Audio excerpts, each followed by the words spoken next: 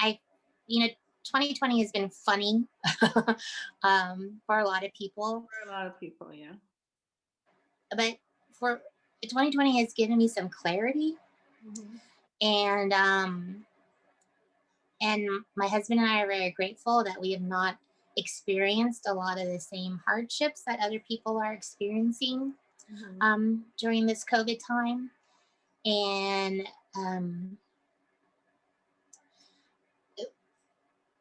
Don and I have been talking a lot about what do we want 2021 to look like? What are we trying to sort of manifest and create? Um, and I've noticed that I've been using the word thrive a lot, Hmm. even on my breast cancer posts. Like, it's one thing to be a warrior, but it's another thing to take it up a notch and just thrive. Like, I'm tired of just focusing on the fight. Let's focus on the thriving part. Like, Hmm. yes, you've conquered it. Now it's your time to thrive. What do you need to do to thrive? Hmm. And no one talks about that, especially in the breast cancer community, because once you've finished the fight and the treatment, you're kind of done. Like, Hmm. there's no support group to talk about thriving. There's no support group to talk about um, the emotional impact that breast cancer had on you. Like, you know, my hair didn't come back like I thought it was going to. It became very baby fine and thin. Hmm. And I was hoping that it would just come back the same thickness, but maybe a little wavy. um, how do you deal with the scars? Because that can be traumatic for people. Hmm. Not everyone sees the scar as a badge of courage, and that you defeated something that was trying to essentially kill you.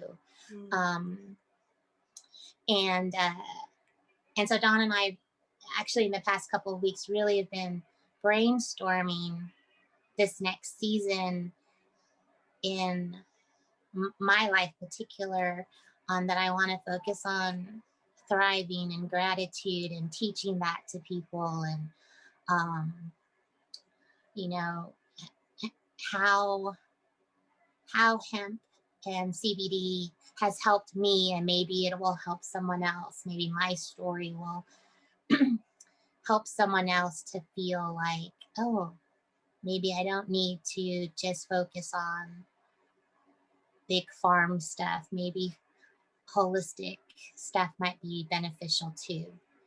Um, so that's kind of the hemp educator, breast cancer warrior thing. Yeah, I actually noticed. I mean, you're taking it even up one level than after warrior is thriving. But I actually think a lot of people use survivor. So warrior is already much stronger word. So why did you go from survivor to warrior? I just want to know that too.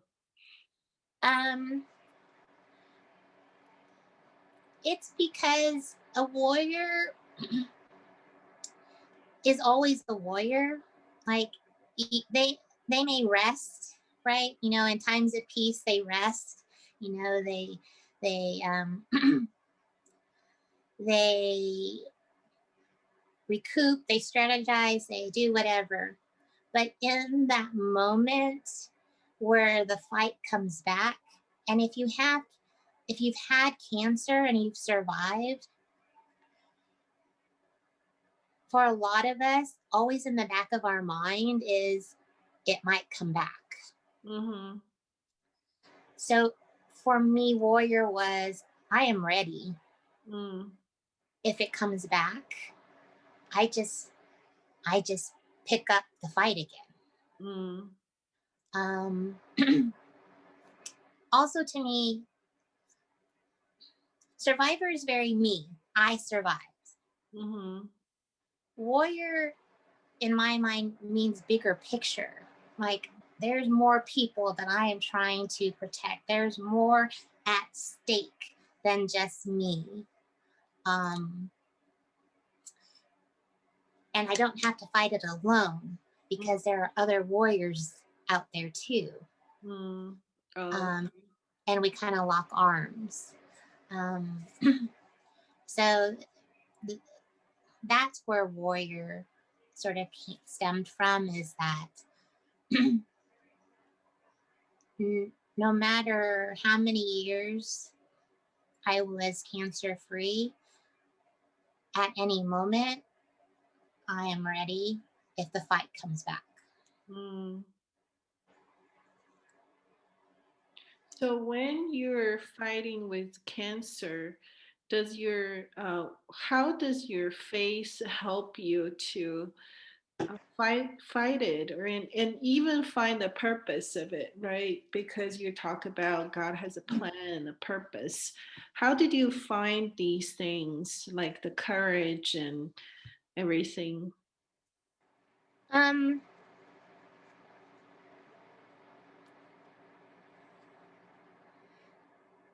because it had to be bigger than me.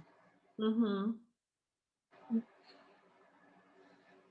If I made it bigger and more than and outside of what was just happening to me, I can rationalize it in my head better. Um, and also because in 2007, when I was first diagnosed, Mm-hmm. it shook me. Like I ugly cried for 2 weeks. Like it shook me. Mm. But again, I did the same thing I did when I was 16. Mm. And I was looking in the mirror in my bathroom and said to God, if I have done everything that you needed me to do, then I'm okay going home. Mm. If I have not accomplished everything that I was supposed to, please give me the strength and the wisdom and the fortitude that I need to continue to fight. Mm. Um, and again, I did feel that sort of embrace. Um, so it rationalized that either way, I was going to be fine. Mm. I was either going to go home to him or there was more that I needed to do and he was going to just protect me along the way. Mm. And that's how I still feel. I still, even though I go through what I go through, I still never feel by myself. I still never feel unprotected by him. Mm. Um, and I don't know where that comes from. I don't know.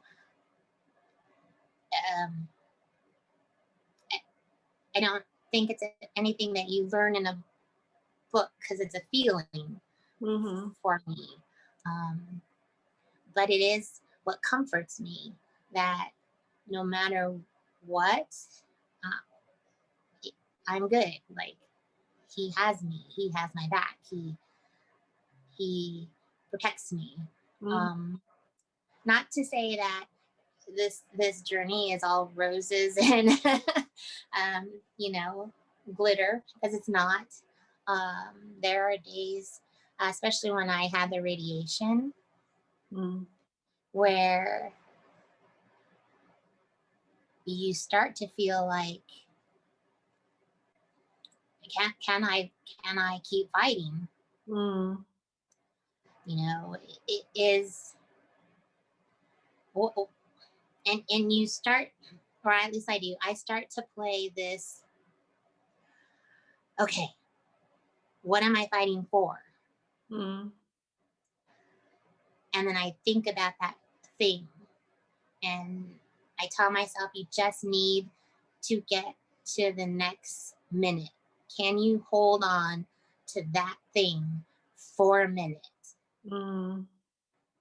And once I hit the minute, okay, what's another thing? Can you hold on to that thing for another minute? And I have to keep taking those micro steps until I can get to the point mentally, where I'm like, I can now think about gratitude and faith for 5 minutes. Like, I'm not focused on, I'm in pain, I'm done. Why Mm. am I doing this? Because that will send someone spiraling down so quickly, right? That negative self-talk, um, uh, and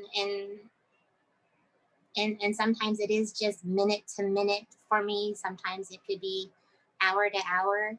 Um, Whatever that increment is, it I I have to just keep talking myself to that next increment. Mm. Other days it's fine. Other days I don't have to do that. Other days I'm like, yeah, I'm going. I'm gonna do this for the next 20 years. Yeah. I just become a superwoman in 5 minutes.